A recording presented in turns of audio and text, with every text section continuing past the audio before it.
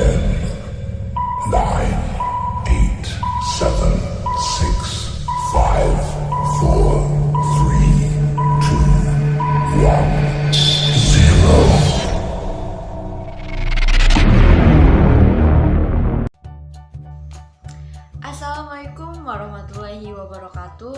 Hai, nama saya Bella Syahiyati Putri, MPM 5919098 dari Prodi PJSD kelas 5M.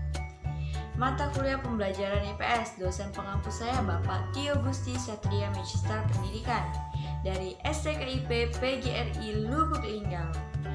Nah, minggu lalu saya sudah menjelaskan tentang analisis strategi pembelajaran. Kali ini kita akan bahas tentang penerapan strategi pembelajaran. Nah, sebelum kita membahas tentang penerapan strategi pembelajaran, ada baiknya kita mengetahui apa yang dimaksud dengan implementasi strategi pembelajaran.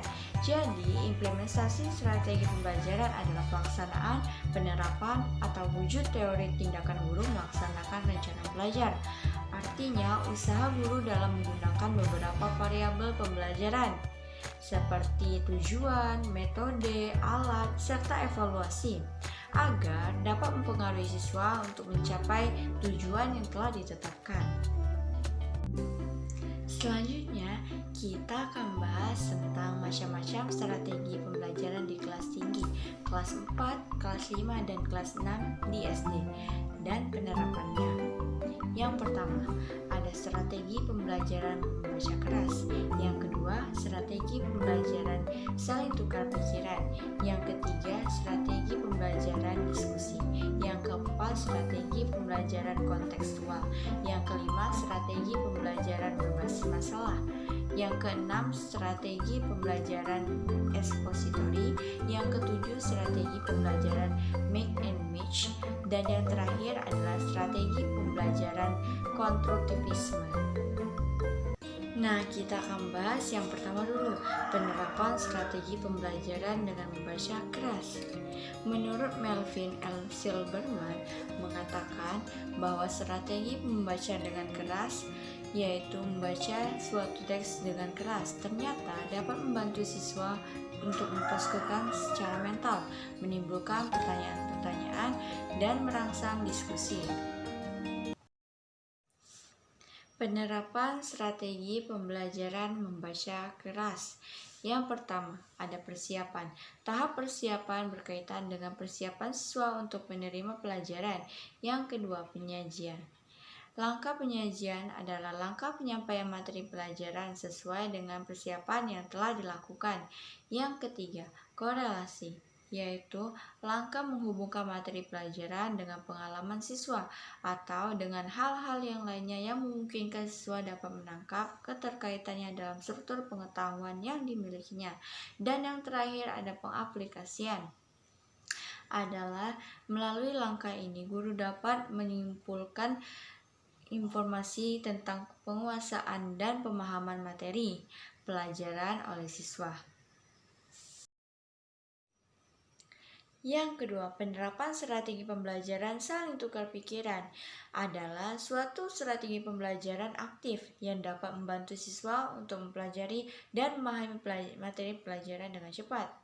Penerapannya yang pertama, guru membuat pertanyaan-pertanyaan yang berkaitan dengan mata pelajaran yang akan diajarkan. Yang kedua, guru minta siswa untuk menjawab dengan sebaik-baiknya. Yang ketiga, guru minta semua siswa untuk berkeliling mencari teman yang dapat membantu menjawab pertanyaan yang tidak diketahui. Yang keempat, guru meminta siswa untuk kembali ke tempat duduk mereka, kemudian periksalah jawaban mereka. Jawablah pertanyaan yang tidak dapat dijawab oleh siswa. Dalam pelaksanaannya, pertanyaan dapat dibuat berdasarkan buku sumber belajar. Yang ketiga, penerapan strategi pembelajaran diskusi. Metode diskusi merupakan suatu alat yang digunakan dalam proses belajar dan sebagai bahan ajar dan landasan untuk mencapai tujuan pembelajaran. Media diskusi merupakan alternatif pilihan untuk menyampaikan bahan pelajaran. Contohnya gambar yang di belakang saya ini merupakan metode diskusi seringkali digunakan guru dalam mengajar untuk satu pokok bahasan. Metode diskusi juga merupakan suatu cara penyampaian pelajaran di mana guru bersama murid mencari jalan pemecahan atas persoalan yang dihadapi. Tujuan dan manfaat diskusi yaitu menghubungkan pelajaran dengan kehidupan nyata, memberi kesempatan pada murid untuk berpartisipasi, berbicara, dan mengajukan pendapat sesuai dengan kemampuannya, mempertinggi rasa tanggung jawab untuk melaksanakan keputusan diskusi, dan membina sikap terhadap pendirian orang lain. Peran guru sebagai pemimpin diskusi, sebagai pengatur lalu lintas pembicaraan. Guru bertugas mengatur jalannya diskusi agar tetap lancar. Selanjutnya kita akan membahas tentang penerapan strategi pembelajaran kontekstual, yaitu suatu pendekatan pembelajaran yang bertujuan untuk membantu siswa memahami makna dalam materi pelajaran yang mereka pelajari, kemudian hubungkan dengan konteks kehidupan sehari-hari, yaitu konteks lingkungan pribadi, sosial, dan budayanya. Tugas guru adalah membantu siswa untuk mencapai tujuan. Oleh karena itu, guru harus merencanakan kegiatan pelajaran yang aktif untuk menemukan pengetahuan atau konsep baru.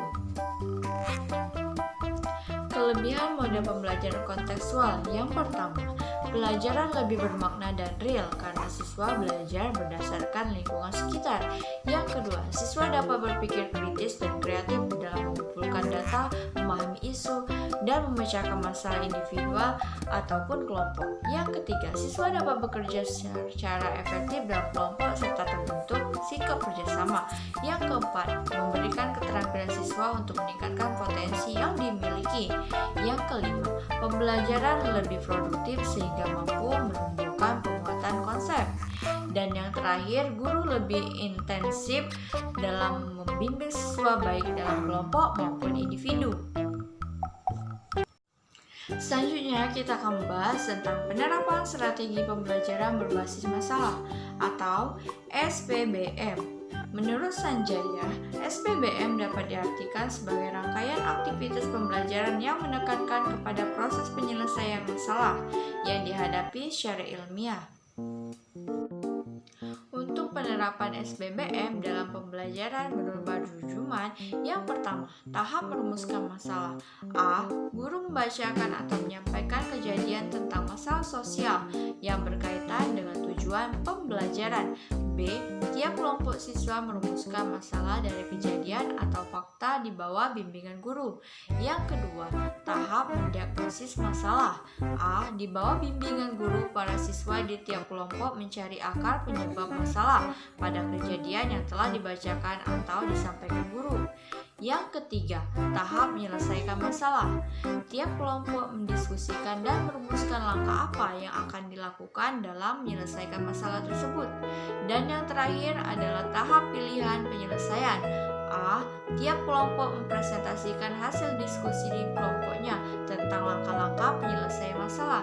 B. Guru dan siswa mendiskusikan tentang langkah yang paling tepat dan rasio dalam menyelesaikan masalah tersebut. Selanjutnya kita akan membahas tentang penerapan strategi pembelajaran ekspositori. Dalam pembelajaran IPS melalui pembelajaran ekspositori akan lebih fokus pada siswa karena strategi pembelajaran ekspositori ini menekankan pada proses bertutur. Materi pembelajaran sengaja diberikan secara langsung. Peran siswa dalam strategi ini adalah menyimak untuk menguasai materi pembelajaran yang disampaikan guru. Metode pembelajaran ini merupakan yang termudah karena cukup mengandalkan keahlian pendidik dalam menggunakan kata-kata dalam pembelajaran. Metode pembelajaran ini seperti ceramah, namun lebih menekankan pada aspek intonasi bercerita yang ada sangkut paut pada materi yang diajarkan. Selanjutnya, penerapan strategi pembelajaran mix and match adalah salah satu pembelajaran yang mengorganisasikan kelas secara berpasangan, kemudian terbagi menjadi 4 siswa untuk berdiskusi atau sharing. Dalam pelaksanaan model pembelajaran mix and match, guru menyiapkan kartu berisi persoalan, permasalahan, dan berisi jawabannya. Siswa mencari pasangan yang cocok sehingga siswa terlibat langsung dalam proses belajar mengajar. Langkah-langkah strategi pembelajaran Made Image dimulai dari mencari pasangan yang merupakan jawaban dari soal. Menurut Rusman, ada beberapa langkah penerapan pembelajaran kooperatif. Strategi pembelajaran Made Image adalah yang pertama, guru menyiapkan beberapa kartu yang berisikan beberapa konsep atau topik yang cocok sesuai dengan review.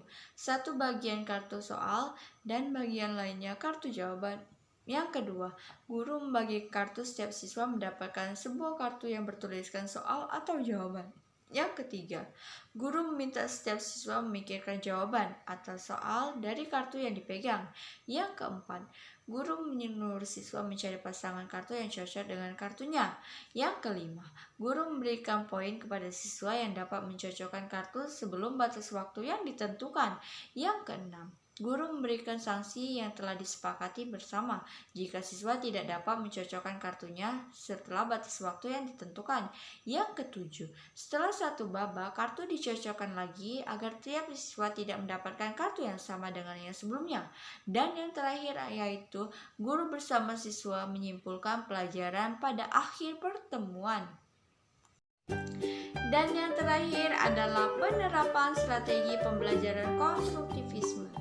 Salah satu contoh mengajar yang merujuk kepada pandangan konstruktivisme mengenai pembentukan pengetahuan adalah model mengajar konstruktivisme yang dikemukakan oleh Novich. Model mengajar tersebut mempunyai pola umum. Fase pertama, mengungkap konsepsi awal. Fase kedua, menciptakan konflik konseptual.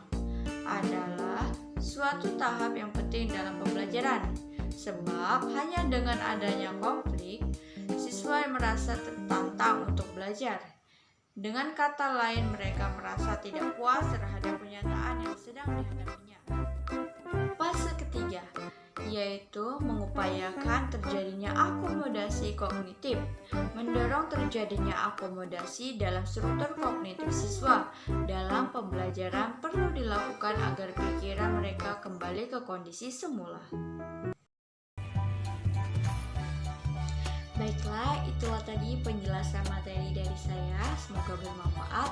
Apabila ada kata-kata yang salah, saya mohon maaf. Pada Allah saya mohon ampun. Sampai jumpa pada video pembelajaran selanjutnya. Billahi taufiq wal hidayah. Wassalamualaikum warahmatullahi wabarakatuh.